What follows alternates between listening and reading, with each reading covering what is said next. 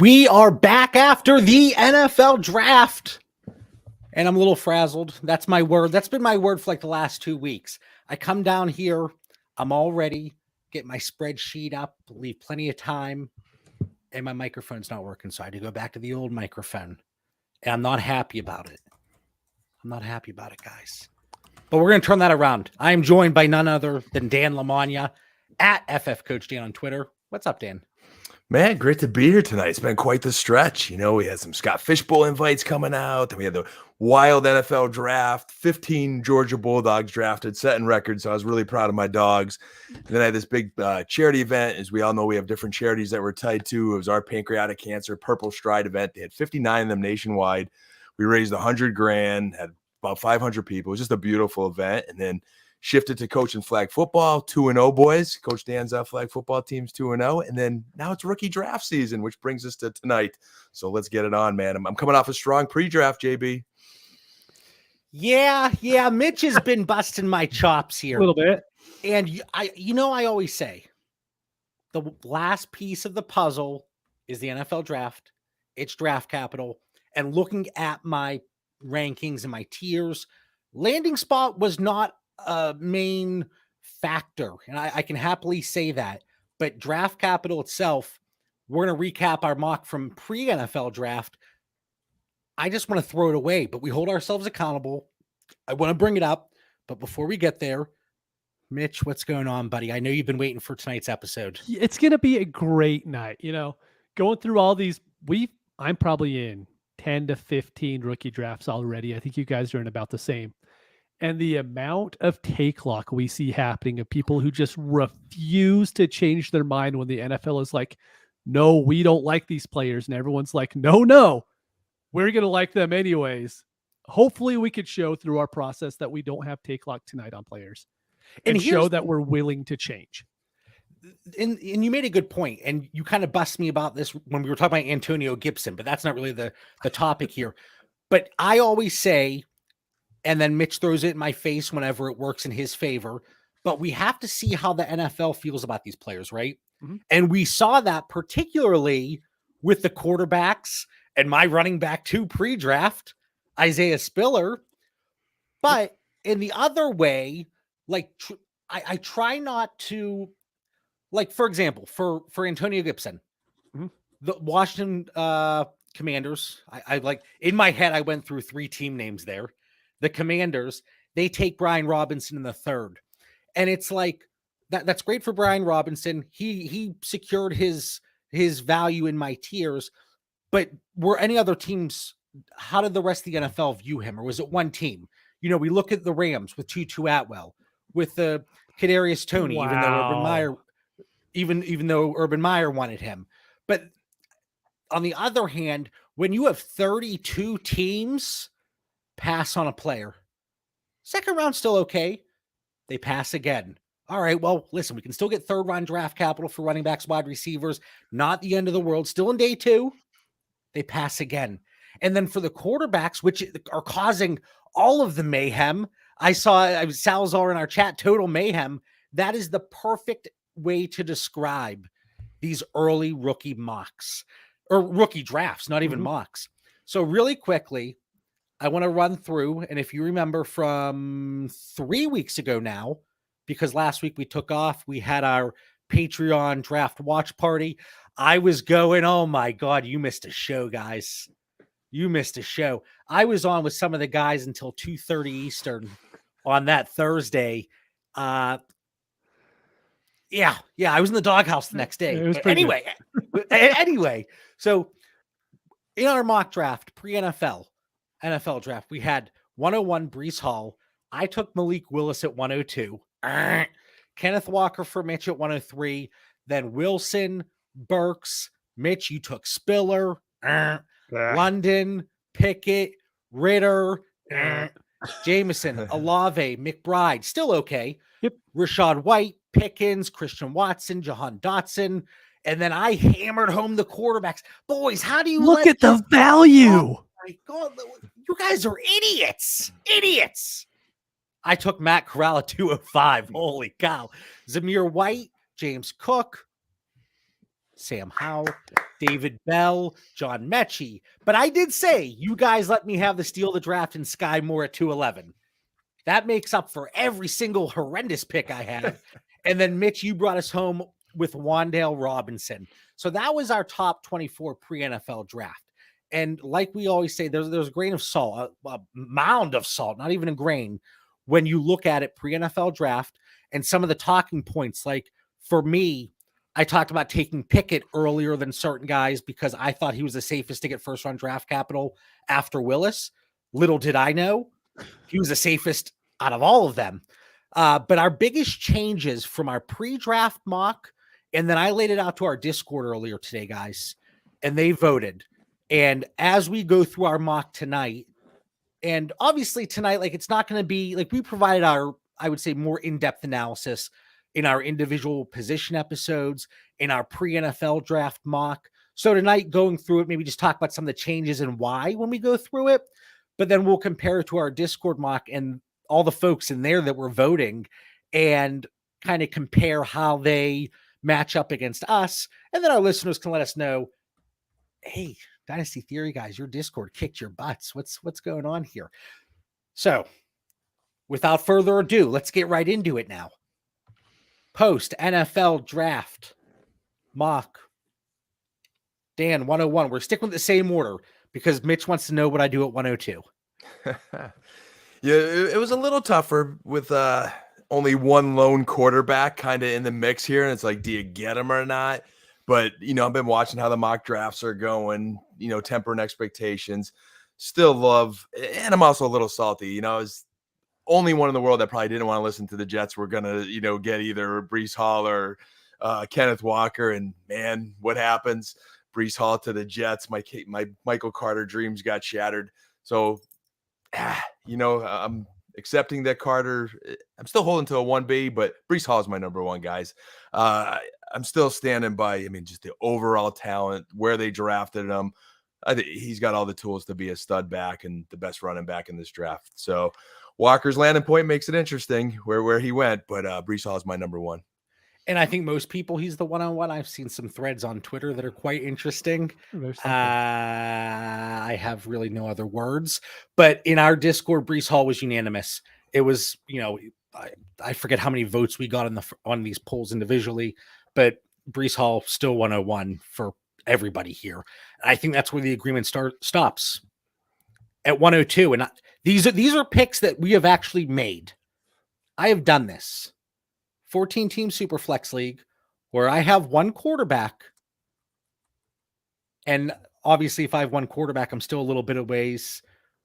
I went Drake London at 102. Out of my guys, out of the receivers, going into the NFL draft, I had London, Burks, Wilson in that tier behind Breece Hall and Malik Willis. Well, clearly, Malik Willis is going to drop significantly. So looking at that tier of London, Burks, and Willis, I think Lundis. We're 8 minutes in. I'm already just London is in a nice spot there. See what they do at quarterback beyond 2022, because I don't think they have their quarterback of the future on that roster, despite what people want to think. So Drake London with that top 10 draft capital, I'm taking him at 102. And I know a lot of people, they prefer Mitch's guy at 102, especially in our Discord. This is the bad thing, right? Like, I completely understand taking Drake London there. So, of course, I'm going to have to take Kenneth Walker. Even 14, 16 teams, Superflex, I don't care what quarterbacks I have on my roster. That's who I'm going to take either at 102 or 103. It's just what I'm going to do. Even though he's going to Seattle and Drew Lock's their starting quarterback right now, we know what they're going to want to do. They did it with Russell Wilson. They're going to do it with any quarterback they have there. And he's going to get a lot of work. And I think enough work to maintain value, because I think that's what's really important going into the 2023 is we want the guys that could just hold value when that next rookie class hits. So for me, Kenneth Walker's right there. And I'm really sad because there's another player that I really want. And I know there's no chance he makes it back to me. And he's my favorite right now. I even like him more than Kenneth Walker. Now, I will say, Kenneth Walker, he's not my 102, but and I know that everyone in the Discord, they like to jag around and give me a hard time saying JB hates Kenneth Walker. I still have him at 105 tier. Like it's, and I listen, I'm not gonna get him there. I'm not in 99% of rookie drafts, you're not gonna get him there. But I'm not sitting here saying like some hot take, he's my running back 38 in this class. Want nothing to do with them. Like I understand the market is still there. I think he is gonna be, I think it's gonna be a 1-2 punch there, at least this year with Rashad Penny and Kenneth Walker. But then they look to replace Drew Lock or Baker Mayfield or whoever ends up there playing in 2022. There's going to be a big shakeup at the quarterback position next year. And I think that is going to help the Seattle Seahawks, especially with Kenneth Walker, who I don't think is going to catch a ton of passes, but we look to improve inside the 10, inside the 5. For me, I think London, he offers, for me, I think a little bit more value insulation over Kenneth Walker. And I don't think Kenneth Walker, when we're sitting here in a year or two, I think we're going to be having very different conversations. I mean, sure. We could also go on a long 5-minute diatribe about how Drake London's quarterback is Marcus Mariota and maybe Desmond Ridder, right? Maybe Desmond Ridder, but yeah, he's for surely going to hold value. And Kenneth Walker, it could be a little bit different. Mitch is stealing a little bit of my thunder. JB, you've spoken for 10 minutes. Take a timeout. You know how like I used to be a counselor. We used to put the kids in the corner and give them a little timeout based on how old they are. We won't do that to you, JB, because we'd be here for a while. But I just want to say, Mitch stole some thunder there because I was thinking about that after the draft, and I like your Drake London take there, JB. I think you're having conviction. He's your receiver that you're saying, hey, I like him the best out of this class, landing spot, talent, so forth. Maybe you want to build your roster around that receiver versus the running back. From the gates, you weren't big on Kenneth Walker. Neither was I. I got to give Mitch a lot of credit there from our very first early rookie talks. Mitch, you should just claim him as your guy now. Don't say you like anyone else more. Just run with it, man. Because you were on him from the gates, and the NFL scouts are saying, hey, Mitch Sorensen was right on this one. But it happens a lot. Okay, now we might have to slow him down, JB. But I do say, I do worry a little bit about Atlanta. They're going to have a bad season again. There's so many questions there. Mariota's your quarterback. Is the alternative Desmond Ridder, who was, slid quite a lot. So there's some risk there with Drake London. And after Kenneth Walker, the running backs, you might make a case for another one, but there's a dip coming, so you got some good value in Kenneth Walker where there's a lot of receivers left on the board. JB, your timeout's over. I was going to say, I'm on my phone. Let me know when I'm allowed to speak, guys. Let me know. Should have one of those timers.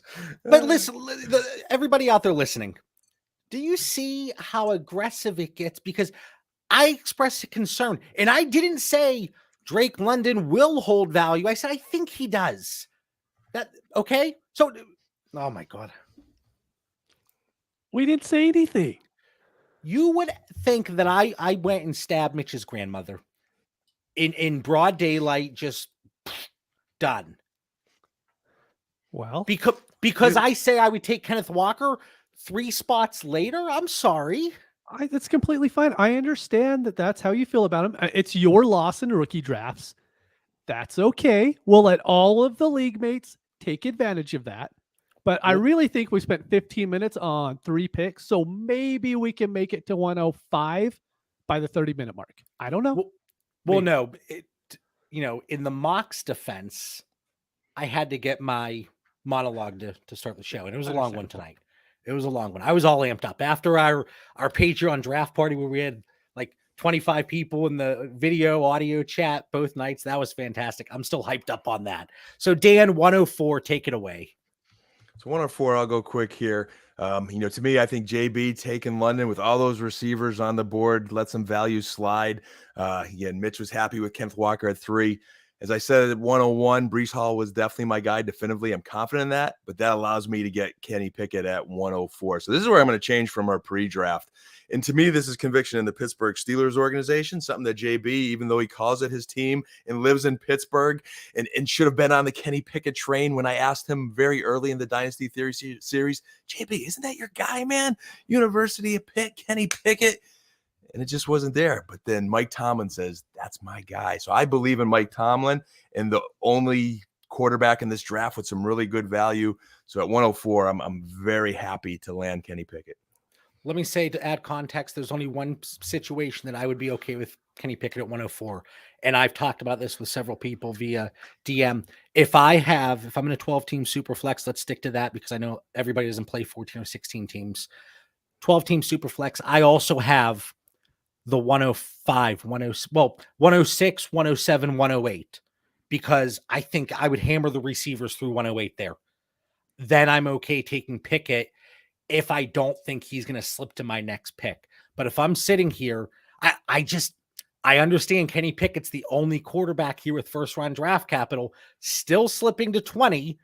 The last time a quarterback, first quarterback went off the board that late, I don't know what year it was, 50 years ago, Dan was in college, and I had to. Come on, fair. Put a smile on my face. But this is the Pittsburgh Steelers, JB, and we know how big quarterback is in Superflex, and we know how many of those quarterbacks have such fragile value, and I believe the Steelers will build around him, build that team right, and you've got a quarterback for a long time. So I just think there's a lot of value, and there's a lot of receivers there you could get. It is tough to pass up because there's some really talented dudes here. So, again, I'm not saying there's not rationale. There's a lot of rationale in your argument. And if you're big on one of these receivers that one of you guys are probably going to take with one of these next 1-2 picks, I totally get it. I think by default, and we talk about default all the time, Mitch, that's your keyword. Mm-hmm. By default, Pickett is sitting in that quarterback 20 for dynasty purposes. Do we see a realistic opportunity and possibility that he's a top 15 dynasty quarterback next year? I don't personally. I don't think we get a rise. I think 15's fine. Because, between 15 and 20, to who knows? Is he going to be top 12? There's no chance he's top 12. But I don't even think he gets top 15. When did we, when Mitch and I first started co-managing 4 or 5 years ago, we were on the same page. Yep. I trust Mitch, pick whoever you want because our values align. Where did we go wrong? When did we grow apart? You dove into the spreadsheets and liked your R2s and Pythons and whatever that is. And I still like running backs. And I think that's the issue. I just acquired a running back for 104 yesterday, and you yelled at me for it. I would never do such a thing. Yeah, I know. All right, 105. This is me. Don't do it. Kevin Stout, look at his comment there. He makes a very good point. Mac hit almost top 15 after a year, and he had complete garbage weapons. Steelers are stacked. I don't think Kenny Pickett is a good quarterback. That's the issue. So I think by default, he's sitting there at 20. Lock. Take lock would be, okay. Take lock would be, I can't even talk right now. Take lock would be me saying, and you guys love this. You love getting under my freaking skin. Would be me saying, I want nothing to do with Pickett because I'm going to sit here and pout in the corner because my quarterback one, Malik Willis, slipped to the 50th round of the NFL draft. That'd be extreme take lock, but I just think you have something against Kenny Pickett. I have him and your boy Kenneth Walker in that 105 to 108 range. Doesn't mean I hate them. I'm taking Treylon Burks. Again, I hate you for that. Consistent. I have Wilson, Burks, and London in that same tier still, like I talked about. For Treylon Burks, we have a prime opportunity year one to get peppered with targets.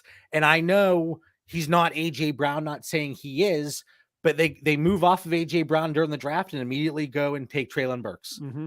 And, I think based on the lack of weapons there and a better quarterback there than we're seeing, and I know I just took Drake London, but better quarterback in Tennessee than we have in Atlanta. And I was saying leading up to the draft, guys, Ryan Tannehill is safe in the draft. They're not taking an early quarterback. And if you listen to the previous episodes, you know why I'm bringing that up. But for me, Treylon Burks, 105. Thank you very much. I'm gonna keep slamming home these wide receivers here. See, I hate you for that because that's the guy that I want in my drafts now. But it's okay. You know, I think a lot of people here would take Garrett Wilson, and there is no chance I am touching him when Jameson Williams is still on the board. But before the rookie draft, the NFL rookie draft, we were told, you know, maybe he's back by October. You know, he should be back by November. That'll be really good. Now it comes out after he's drafted, he plans on being ready by training camp. If he's even ready by halfway through training camp, and I mean, I'm not even basing it off that. I'm just saying that's even better for his value. But Jameson Williams, I love the landing spot. The Lions are going to have a new quarterback next year. Hopefully Stroud. That's the hope, because Malik Willis definitely didn't turn out. Until they win 10 games this year. If they do, as a Lions fan, we'll take one 10-game season in the last 20 years. But I think Jameson Williams is honestly the best wide receiver in this draft, and he would have been, if he was healthy, he would have been the first wide receiver off the board. So if he's healthy by training camp, if he's healthy by September, I think it's a smash at 106. Any concern with the turf? I know that's something that's been talked about now. No, unless we're going to include it for every other player who plays Fair. in the league. That's my whole issue with it is, yeah, we could bring it up. Sure, there's probably medical evidence showing that turf causes more ACLs. But are we counting it against all the other wide receivers that play on turf, or are we just going to do it with Jameson Williams? Like, I really don't understand it. I think that's just something to talk about. I mean, having torn my ACL and everything in my one leg, they do in science, JB, you could throw the old man joke whenever you like here, man. Science is a lot better than it was back when I had surgery. But when he comes back, that leg, that knee is going to be stronger than it ever was before. You know, and there's no reason to think Detroit's not going to be really smart in bringing him along carefully. So when he's flying around that turf, he's going to be ready. And I think, you know, here in mid-season, you know, you get him back. So you get a good chunk of the season for him playing, Mitch. Even though, JB, I do think he has his Detroit Lion goggles on a little bit. For Garrett Wilson, was it always Jameson Williams? Because I can't remember if you had him over Garrett Wilson pre-draft, or does the Jets landing spot and just kind of that stigma, and well, they have Elijah Moore, and you know, they bring in Breece Hall. What's that offense going to look like? But just like we're talking about Jameson Williams in Detroit, if the Jets completely flop this year, we could be looking at one of those high-end quarterbacks next year. Mm-hmm. So a big reason is I was never like a Garrett Wilson guy. I liked him at the top of drafts, but he wasn't a wide receiver I was ever going to go after. I don't think he does anything super special, right? I think he's going to be a good wide receiver in the league, but I don't trust Zach Wilson to feed Elijah Moore. I don't expect him to feed Garrett Wilson. And then all of a sudden, Breece Hall. That's a lot of trust to put in Zach Wilson. And I'm not doing it yet when I could trust Jameson Williams. I could trust, we'll talk about more wide receivers later, that I know are at least in good spots to where I could trust their team not to put them in horrible positions. JB, this is where I'm challenging Mitch. Not on a Zach Wilson lack of belief, but why I am going to take Garrett Wilson at 1.07 here. I knew you would. The piece I challenged was Mitch saying Garrett Wilson doesn't do anything special. This kid does do things special. He was my number one receiver going into the draft. You know, he was in that conversation with London. Jameis Williamson, to your point, Mitch, again, if he's healthy, he probably is the number one. So I like your gamble there before me. But I do believe I'm going to believe in Zach Wilson. I liked him last year. I think he's young. I think the Jets are still growing. I am a little concerned that they still have some holes. They still need some help on O-line, you know, so I don't think, despite liking the skill positions of the Jets draft, I think they're still building this roster. So I think Zach Wilson does enough this year to show signs of promise with that talent around him. And I think they got two great wide receivers in Elijah Moore and Garrett Wilson. So, you know, hey, you guys cleaned up with London and Burks and Williams there. I'm thrilled to get Garrett Wilson at value at 107, where in our pre-draft, I took him at 104.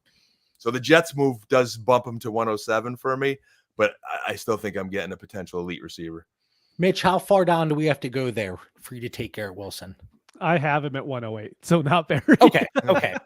But See, but there but is a clear break for me with Jameson, and I know the wide receiver you're going to take next.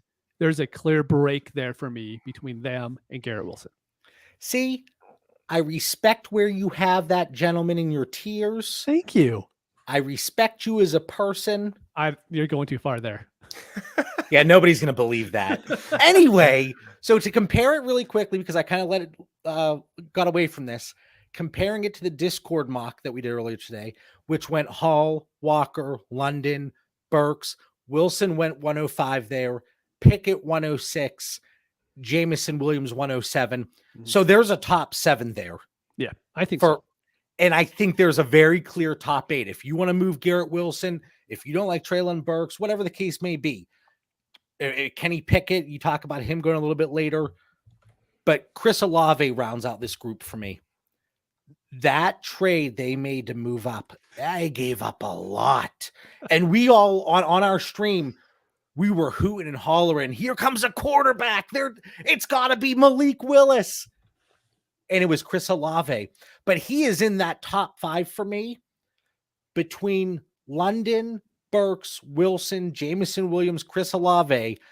I'm not saying it's going to be in year 1, but I would wager, all right, I would wager that 4 of them over the next 3 years will put up a top 24 season. I would make that wager. I think one of them is, one is going to flounder. A second one very well may, but I'm still saying 4 of them. And avoiding that landmine, who is it? I like all 5 of them. So I'm saying one of them most likely is not going to hit it. And that's a bold statement to have the 5 top receivers saying 4 of them are going to be top 24 at some point over the next 3 years. But I talk about the rookie data that I'm going through and the minimum thresholds and where these guys have to hit. These guys pulling up, give me 1 second here. Do you guys have any thoughts on Chris Olave? I think he's a talented dude. No objections there. He's in that class of stud receivers. Yeah, I felt someone was going to trade up for him at some point in the draft. I just can't believe how much the Saints gave up to do it, but it's kind of what the Saints do at this point. They're all in. So my pre-draft scoring and still post-draft scoring, but a little bit of landing spot and draft capital did change things around. But going back to 2017, out of all the first-round wide receivers to clear this minimum threshold score, we're looking at DJ Moore, Justin Jefferson, N'Keal Harry, Treylon Burks, Jamar Chase, Rashad Bateman, to be determined, Garrett Wilson, Calvin Ridley, Drake London, Jameson Williams, Jerry Jeudy, to be determined, Chris Olave, and CeeDee Lamb. That's a pretty good damn list there. And then once you drop below, we start getting into the Corey Davises, the Jalen Ragers, the John Rosses, Henry Ruggs, Devontae Smith, to be determined. And then there's still guys like Mike Williams, Ayuk, and Waddle, Marquise Brown, that for various reasons that I've talked about over the last few years, why they would show a little bit lower in that model. And then Tony rounding out the list, he should have just stayed home and not even jumped on this list. But that's where I am. I think all 5 of these guys have a very good chance to hit that top 24 threshold. And that rounds out my top 8. If you're in a league with me, you've seen the moves I've been trying to make. It's either 108 or I want out. And I've been trying to do this leading up to the draft. Sometimes haven't been able to do it. And I'm stuck making picks that make me feel a little queasy. So, Mitch, 109. Who do you got? People won't agree with this one. I'm going Christian Watson. It's not just landing spot with him, but I mean, he did go at the top of the 2nd round, and he goes to a quarterback to where there is nothing else to throw to. Just really quick, because it's on my mind. You just said it. They actually tried to trade up into the 1st to get him. Well, see, even better. And it was unsuccessful with Minnesota. After they picked him, the report came out. They tried to move up day 1 to get him. Yeah, I think he's in the perfect situation. I know everyone says he's really raw. At the end of the day, I wonder how much that really matters with college wide receivers coming in, because we heard it something when Deebo Samuel came to the league, but I could be wrong. And Shanahan was talking about about a reporter asked him, why don't college players know how to run routes coming into the league? You know, they should have been playing the game for 10 years by now. And he kind of explained that college isn't about running routes as much as it is getting your best player in the biggest zone possible so they could get the most yards possible after they catch the ball. And he just kind of laid it out. It's super basic level, right? But that's how he explained it. So for me, I know Christian Watson is raw. There's no one else on the team that I'm even worried about. Are we worried about Randall Cobb? And so for Christian Watson, for me, I know people aren't going to like him this high, but I'm not even hesitating taking him here. I want to. You're not alone.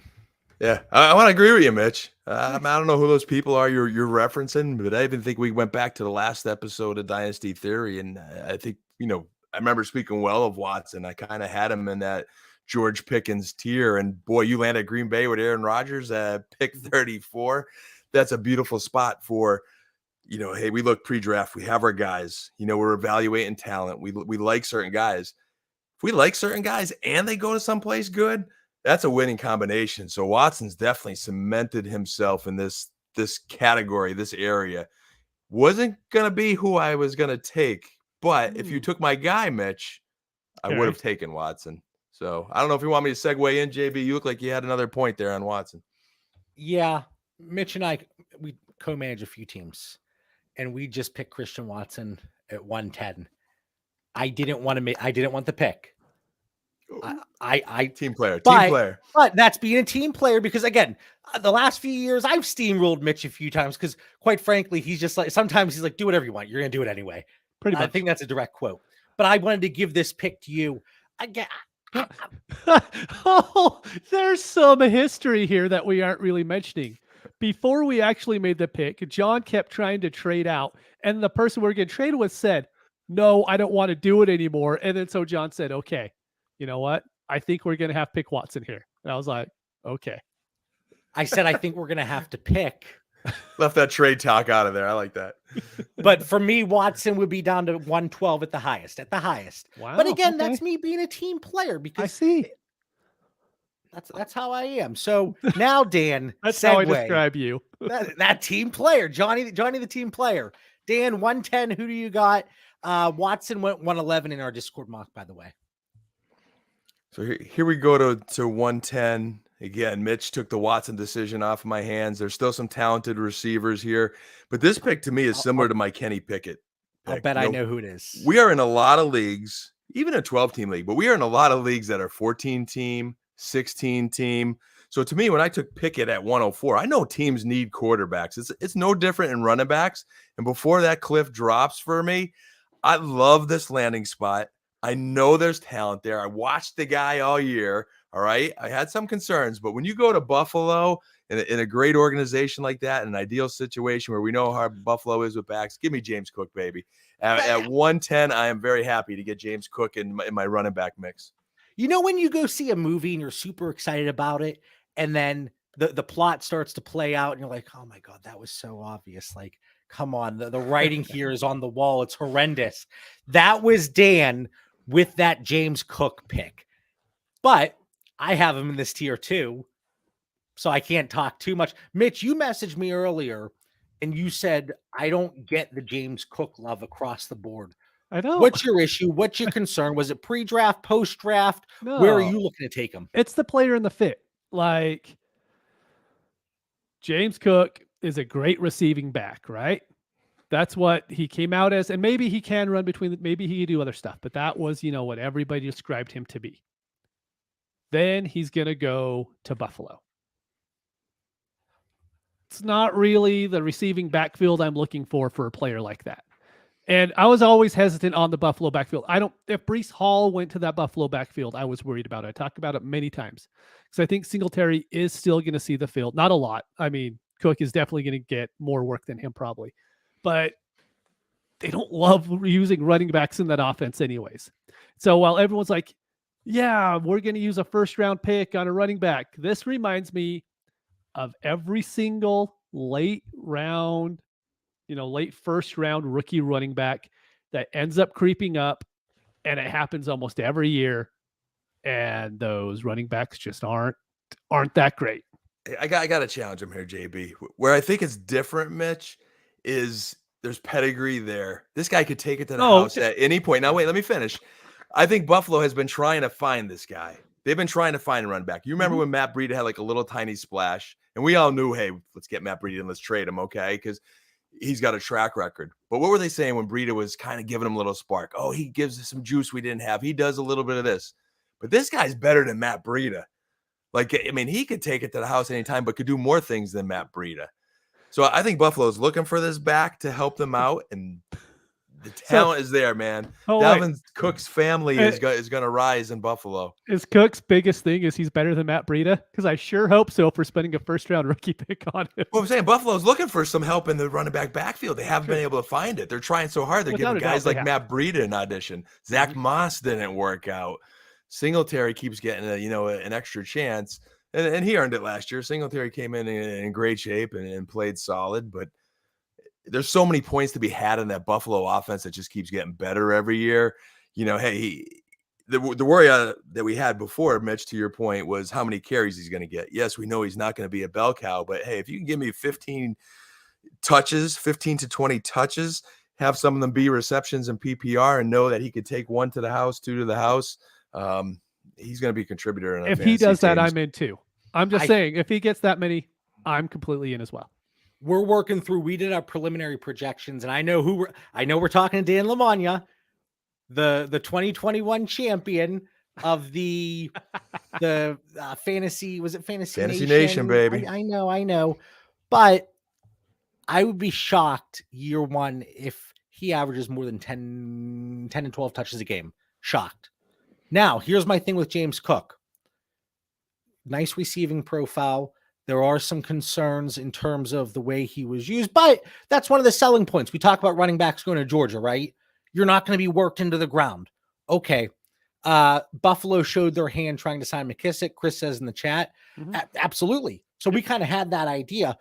But looking back at last year, we talk about Zach Moss, them trying him out over the last couple of seasons. Nothing really progressed there. But Singletary looked damn good the last 4 or 5 weeks of the season and getting a lot of usage. He is a free agent after 2022. What do they do there? The way that organization, they've been a very smart organization, and they haven't been in a situation over the last 4 years to have to extend a running back to a second contract. Do they do it? Or do they just start churning through these guys? And then that's where if James Cook gets, let's say he can average 10 fantasy points a game in 2022, and then Singletary's out the door in 23, and they don't bring anybody else in. They ride it with Zach Moss, the Duke. Nobody's talking about Duke Johnson. If he's still there, and then James Cook, I think his value, it does rise a little bit, but that's saying if they don't add somebody else via the NFL draft or free agency. So there's a lot of ifs and steps along the way. But I kind of just think he's that default running back 3 in a decent overall situation, looking for, the grand scheme of things, Buffalo, a stable organization. But like Mitch said, there is that concern. But this is still probably the range I would take him, and I have taken him in a few drafts. And I know Mitch disagrees, and surprise, surprise, that's the theme of the show. All right. I can't say I can't say it's a reach, and this upsets me because I do like the other guy here. I mean, Mitch, you have my tiers right in front of you, I'm sure. So I have mine. I haven't looked at yours since we talked about them this morning, and then we didn't talk for the rest of the day. But what happens. It was a crazy day, and I was not thrilled with it. So 109 in the Discord mock, this gentleman went. I took him at 211 in our pre-NFL draft mock, and I said it was the steal of the draft. Now I got to go up into the first for him. Give me Sky Moore. I had him in the 201 to 205 tier pre-draft. So this is one because of what happened with the quarterbacks, and then several running backs I thought might have squeaked into the third. They didn't. As a result, by default, Sky Moore jumps up. He went from my wide receiver 7 to wide receiver 6, but you can't hope for a better situation. They have Juju on the 1-year deal. They have MVS And then, I know what Hardman's still there. Like the opportunity is there. I think Kelsey and Juju will control the middle of field and close to the line of scrimmage. And hopefully Sky Moore can provide a little bit of a boost there for that offense. They need another target. I think this is an exciting spot. I know it's an exciting spot. And for me, Sky Moore, 111. I mean, even if he doesn't have a great season, think about like people were still spending a second on Mecole Hardman for like 3 years. Some of those people were Dan, but still and he is tied now to Patrick Mahomes without Tyreek Hill, an aging Travis Kelce, who I hope for my teams plays 7 more years at an extremely high level. But Sky Moore can provide that splash there, and he's been productive over the last few years. Yes, not the highest competition, but I'm still really excited. And again, bumping up one spot in my wide receiver rankings. So 111, Sky Moore, not necessarily a value here, I don't think. And I've seen people take him as high as 104, 104. Don't do that. But 111, I'm okay with him there if I can't get out of this pick. Completely agree with that one. Thank you. All right, so it's a tough decision, but landing spot I think cements it for you. So I definitely see the case, JB. I have one quick question before, and I had it before, and I got sidetracked. You mentioned, John, that I think you said 108 was your okay. After 108, you're done and you're out, and that was kind of how I was before the NFL draft. But then a few of these guys kind of get like the Christian Watsons, the James Cooks, the Sky Moores, and a couple of guys we're going to talk about. There's still potential here. So could you define what your out means? Are you just seeing yourself getting good value? So even though you might like a prospect, you'd rather move that pick? I think that's helpful for our listeners. I have that tier break now between 111 and 112. And then that 112 going down to like the 205 range. So if I have 109, if I can move it for 112 plus 204, because of how this is shaking out, that's something I'm looking to do. Trading out has been nearly impossible. I haven't been able to get decent value anywhere. Like if I'm moving the 109 for a veteran, and then on the other hand, if I have a veteran, nobody wants him. The only opportunities it seems like it's pivoting up or pivoting down that we have seen.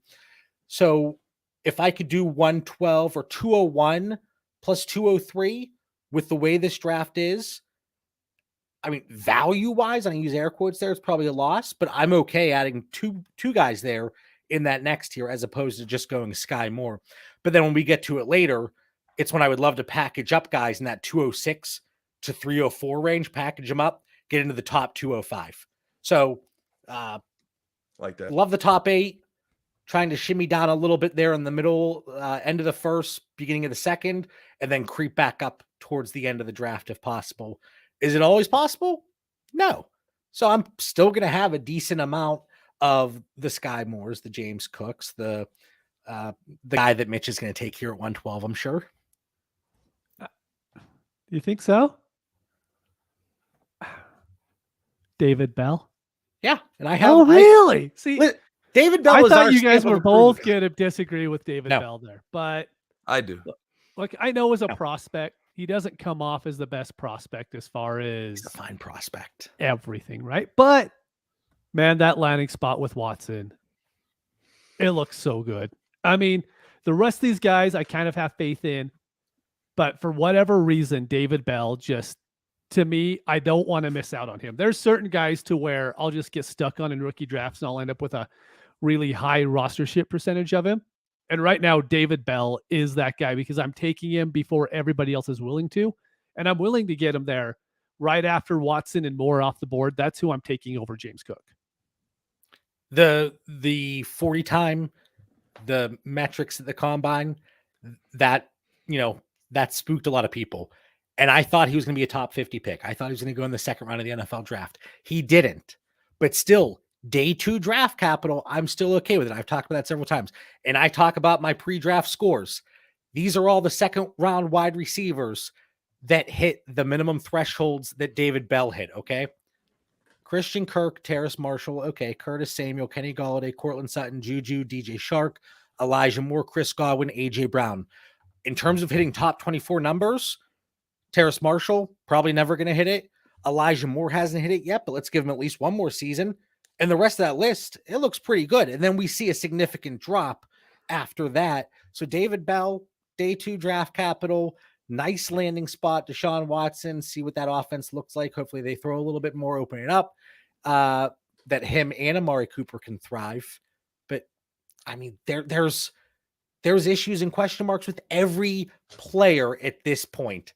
And that's exactly why I'm going to reiterate for the 1,000th time. I'm trying to get up to that 108 or higher. I have this throw up feeling in my mouth with David Bell at 112, a wide receiver that runs just barely faster than JB and was picked 99th when you have some very talented receivers that were drafted a lot higher.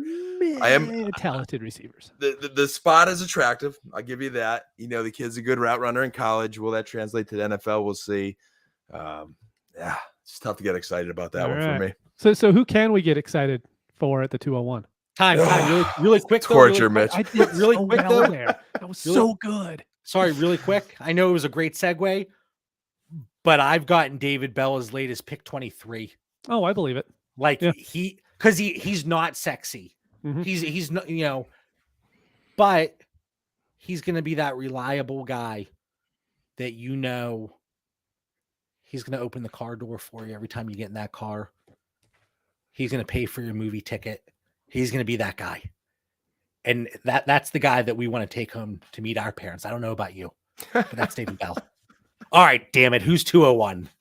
I gotta stop laughing at that one. That was a good one. It wasn't even one of your corny ones. I mean, that was pretty cool, JB. All right. 201. I hate this. This is one of those picks right now where if we have like an 8-hour clock, I'd be milking every minute of it trying to trade back and get out of this pick because I am torn. There's 2, 3, 4 wide receivers that I like a lot, but I'm not necessarily crazy about some of the landing spots. There's a quarterback there that I think still too early for you cats that at some point I might roll the dice on. But you know what? I'm going to be a Cowboy homer, and I'm going to pass up a talented guy because of that reason. And I'm not going to make the mistake I did in the pre-draft. I took Mr. Cook. I'm going to stay on the Georgia train. I'm going to believe in the Pittsburgh Steelers, who have a history of picking talented receivers. I'm going to stack them with Kenny Pickett. Give me my boy George Pickens, man. I'm going to roll the dice here on my boy George. Bet on talent, bet on organization, high ceiling. Yes, there is a lot of risk between injuries and maturity and all those things. But if Mike Tomlin's taking them, I'm going to roll with the Steelers again here. You know, that's one where if I'm in a rookie draft and I see that happen at 201, I'm like, all right, my guy's going to follow me. Hey, he went 202 in our pre-draft. I mean, it's true. Yeah. So, and he went 201 in the Discord mock as well earlier today that I keep mentioning. Thank you to everybody that participated in that. But if there is a coach in the NFL that can handle a wide receiver with some maturity concerns, it is Mike Tomlin. So I will give you that. And I think he slipped in the draft a little bit because of those concerns.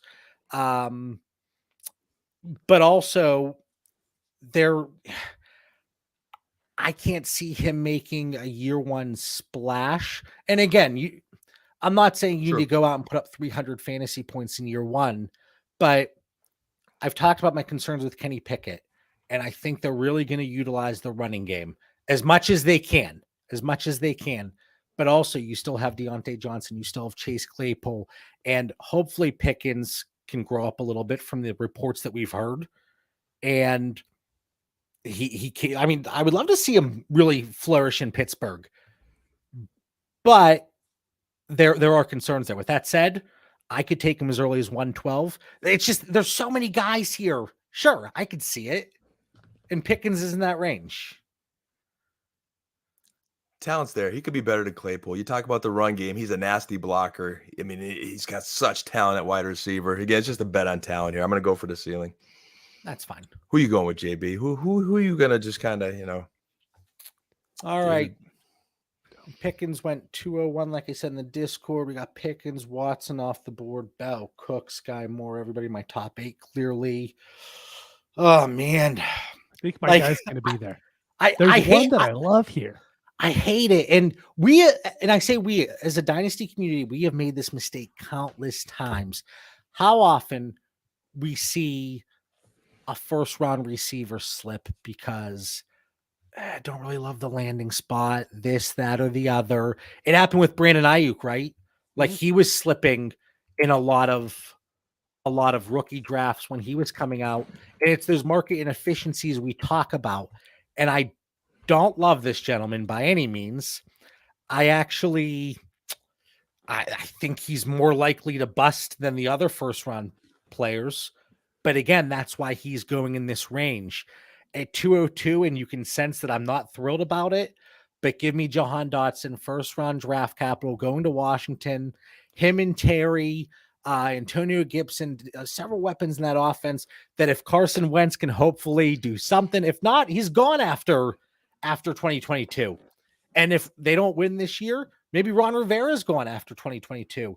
And you bring a quarterback in the new regime once, and maybe they can open up that offense. But still, 202, I'll take the first round wide receiver. But you can hear my voice. I'm not happy.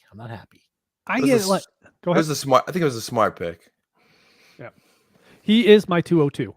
So it works out well for me. But even what works out better for me is you left someone who I'm more than happy to take in the first round. I'm sure John's seen it.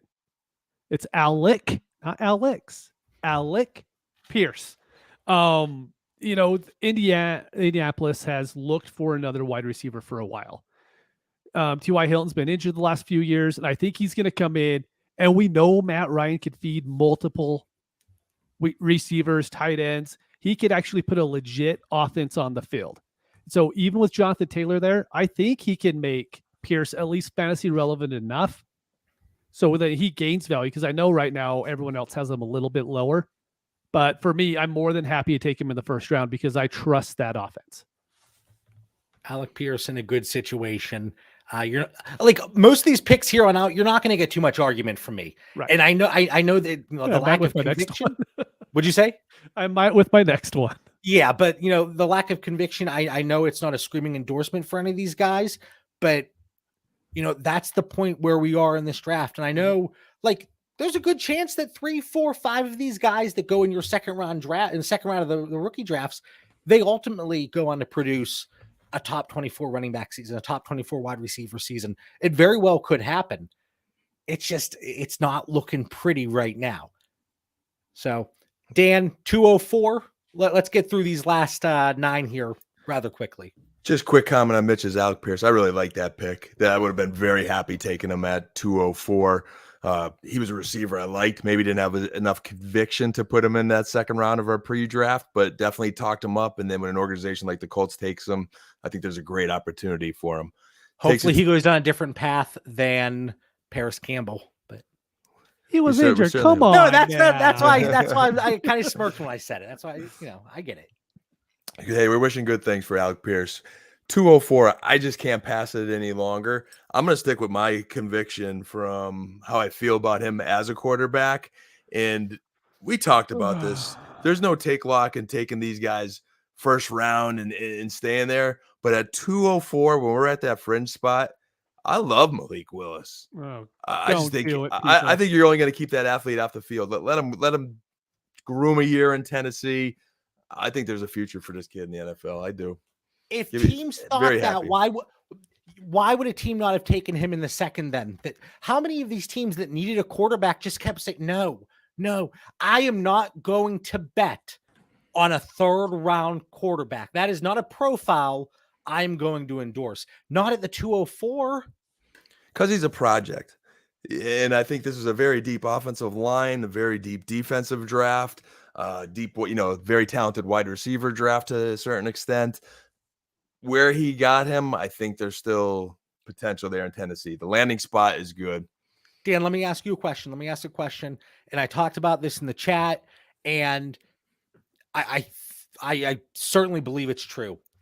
If there was no pre-draft hype or conversations around Malik Willis going in the first, okay, let's say he's a second or third round quarterback, and he goes in the third, would you take him here?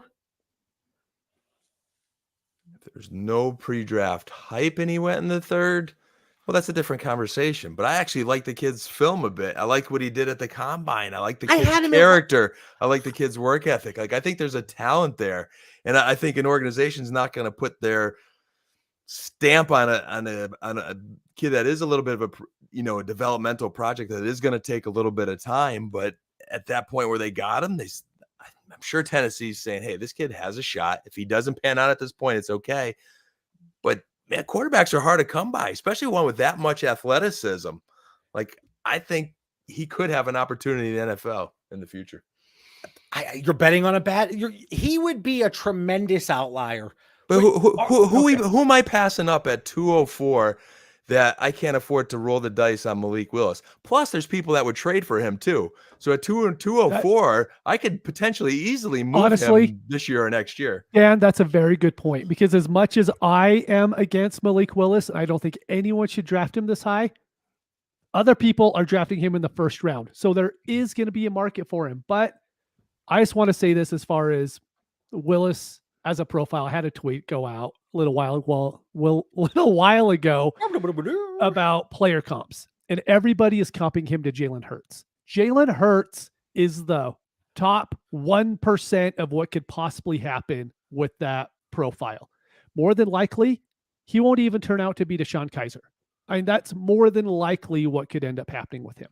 There's also that's a good point, but there are also some difference in the Philly is building that team differently, where they're stockpiled with number 1 draft picks and options to get out of Hurts. Plus, that Philly market's not an easy market to be in as a quarterback.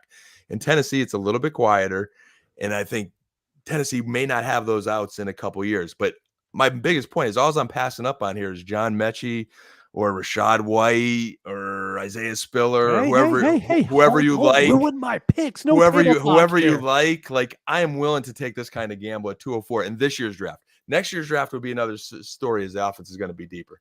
This is the equivalent of going out, and if you would have done this with Kellen Mond, 3rd round draft capital, well, he's going behind Kirk Cousins. We don't know what they're going to do beyond this year. It would be the equivalent if you went out and got Will Grier at a premium just because you didn't believe in Cam Newton. Mason Rudolph. Now, there was injuries there, so there was a sell window in the middle. CJ Beathard. What was Beathard going for whenever he was a starting quarterback in San Francisco? I don't care if you're a great athlete or not. The Phenomenal NFL, athlete. Phenomenal athlete, whatever word you want to use, whatever adjective you want to throw out there, there very well could be a resell window on Malik Willis, but you are banking on the fact that you have a league mate that's either living under a freaking rock, all right, or they have the take lock because, hey, I had him at 102. So I wanted that 1st round draft capital though. 2nd, let's see where he goes. 3rd round, you talk about Davis Mills went in the 3rd round. He's got value. That is, if you believe in a talent, that is the exception rather than the rule. You know why he saw the field?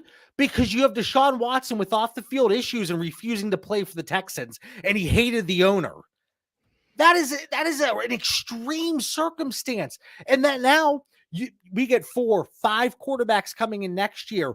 Do you think that if they get away from Tannehill this year, it's because they're winning? No, they're going down a horrific road, and they're going to replace both of them next year. Same with Desmond Ridder, same with Matt Corral, and then the same with Sam Howell, who even went in the 5th round. But let's throw him in the 2nd round while we're at it.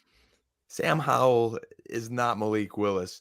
Malik Willis is special athlete. Sam Howell is regarded as one of the top quarterbacks in the country. That was a project too. I mean, who knows? But I'm not putting him in the 2nd round. I'm saying Malik Willis has incredible fantasy upside as a running quarterback who landed in a situation that there is potential. And at 204, I'm willing to roll the dice and miss one of the next few guys.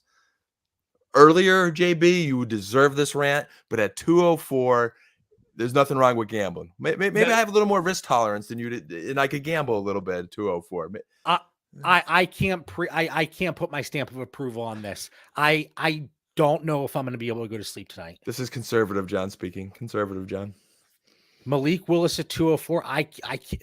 Mitch, Please, come Has on. he not went I there already and said I earlier in won't take drafts him we're there. in? If I jump off Yes. a bridge, is that making it okay for 11 other managers in my league? Doesn't mean I can't get good value and trade him. That's the If thing. I if think the price is honestly, you right. could end up getting that value back. As sad as I think that is, because I would never do it. There's people out there that will do it, whether we want to agree with the value or not. That's the value that's out there And right now. So- and they're so going let to me put in make- some special package this year. He's going to score some scrambling touchdown. His stock's going to go up at some week during the season. I'm just there's not the risk is tolerable at 204.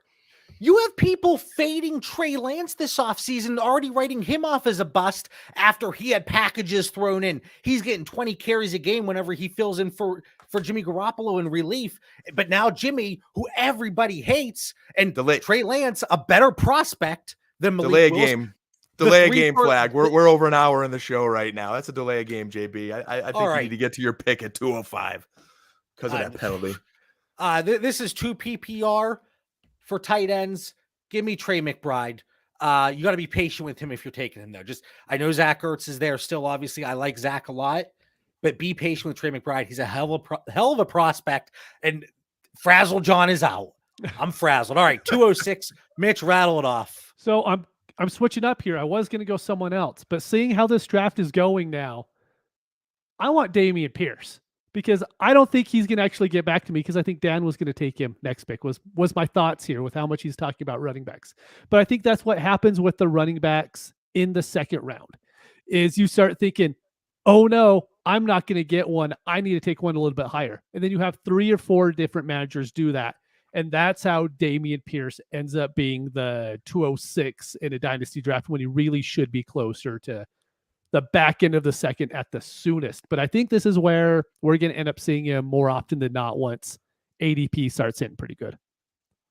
Investing in a 4th round wide receiver or running back here. I don't even know what positions these guys are playing anymore. Something I can't get on board with, but I'm looking at the clock. We'll talk about this another day. Dan, 207. I swear to God, if you go quarterback again, I'm done at quarterback now. I'm a happy camper, man. I got the most solid pick in the draft, and I got the high ceiling guy if you give an opportunity in the future. But give me John Mechie here, man. Very talented receiver, great draft capital, good, very solid landing spot at 207. I'm feeling very confident in that pick. I'm actually fine with him there. He went again. That's who I was going to pick, to be honest. With how other position players in the quarterback shifted around, he bumped up a decent amount of spots and up 2 in my wide receiver ranking specifically. I'm sitting here at 208. I know it's not a great landing spot, and I know he's a 23-year-old running back. They get the 3rd round draft capital, Tampa Bay, Keyshawn Vaughn flashbacks. But I'll go Rachaad White here at 208. It's the least you could do after you insulted him in the past there. True. He was on the show, so I won't bash it too much. Wait, I told him I was like 6 picks away from where I said he was going to be drafted. I forgot to follow up with that. Were you that close? I was about 6 picks away. I said he was going to Kansas City at like 96, and he goes to Tampa at the end of the 3rd. Anyway, maybe he'll come back now. He'll be like, that John guy was wise. Maybe he'll come back now. He'd be like, that John Bauer guy was actually pretty close. Yeah, interesting. I'm doing what John did. He was grabbing all the quarterbacks in the pre-draft one. I'm grabbing all these running backs because I'm like, look, give me Tyler Algier, whatever. Running back for Atlanta Falcons. The Monday after the draft, they cut Mike Davis. At this point in the draft, look, I don't love the 3rd. I'll be honest. The 3rd and 4th round. Normally, I pick a couple players that I want to hammer home in the 3rd and 4th rounds. I can't do that because I don't like any of them this year. So that's why I've been grabbing Algier more in the 2nd than I have in the 3rd. But this is actually, I've been seeing go a lot between 210 and 212. And I think he's just going to slowly creep up over the next week or so.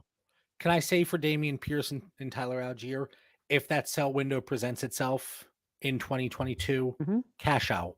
Exactly. Do what? No, that wasn't me saying it to you. It was me saying it to the Dynasty Theory universe 100%. Here. All right, Dan, 210. Along the lines of all these running backs, hey, someone's going to hit this year. We know that.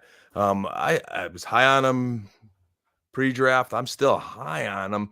You know, it didn't go maybe as high as I would have liked in this draft, but I'm sticking with Isaiah Spiller, man. You know, I think Los Angeles, is looking for a number 2 running back still. I think Eckler could get dinged at some point. Hey, let him continue to grow with a very explosive offense. Very happy with Isaiah Spiller at 210. I like him a lot in that spot. I'd be willing to take him at 206. Again, I know it's as I just say about Damian Pierce at 206, don't invest in a day 3 This running is back. different. I like Spiller before. But how often have they tried to incorporate a second running back and it just hasn't gone their way because Kelly, awful, Roundtree, awful, Jackson, but yeah, maybe it is the pre-draft hype that I had talking. All right, Mitch, who am I going to take? It's going to make you sick. You're going to throw your keyboard. I have no idea who you're going to take here, to be honest with you. I have a 3rd round Dallas wide receiver behind me in Michael Gallup, and I have a 3rd round Dallas wide receiver in front of me in Jalen Tolbert. Day 2 draft capital, nice landing spot, high powered offense, 600 plus pass attempts every year. Give me Jalen Tolbert. Michael Gallup probably not going to be 100% here to start the season, competing with targets with Dalton Schultz and CeeDee Lamb, but Tolbert could have an impact there on that offense, the same offense that Cedric Wilson had an impact on, and Jalen Tolbert's a better profile and better player than him. So who's the real Cowboys fan here? Is it me? Touche. You guys left so many players now that I want to take at 212. Like, there's 4 guys I want to pick, but give us all 4, but rank them. I want to take Wan'Dale Robinson. He's going to be my one here.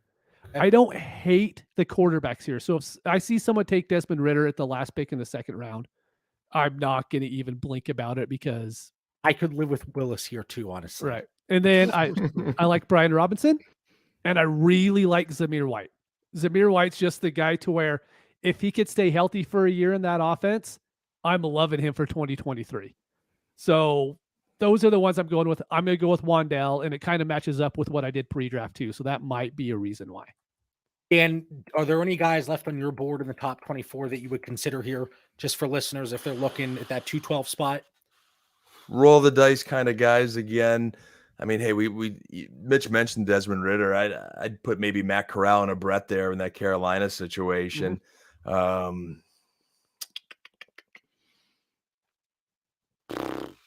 Pierre Strong was my sleeper, another running back, but still, this might be a little bit too early. Most of my guys are really 3rd round at this point, JB. So I'd say Matt Corral would be the only one maybe left off. All right, the guys that I would look at, 2 PPR, Greg Dulcich there in Denver.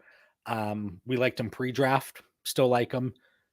I also, in that 209 to 304 tier, I have Damian Pierce, Brian Robinson, Corral, Ridder, if you want to take him beginning of the 3rd, fine. Mm-hmm. Tyler Algier, which we talked about. Tyquan Thornton, he's my wide receiver 14. Like, he was wide receiver 13 for me pre-draft. Mm-hmm. Wide receiver 14, stayed pretty flat, not the sexiest of landing spots, but 2nd round draft capital. We'll see what we can do there. So Dulcich and Tyquan Thornton are my 2 guys there that could round out 212 potentially. So a lot of names, a lot of movement, a lot of changes to round it out from our Discord. Dotson went 112, Pickens 201, Bell 202, McBride 203, 2 PPR, Rashad White, Mechie, Alec Pierce, Spiller at 207, Malik at 208. I did not vote on any of these polls, I will say that.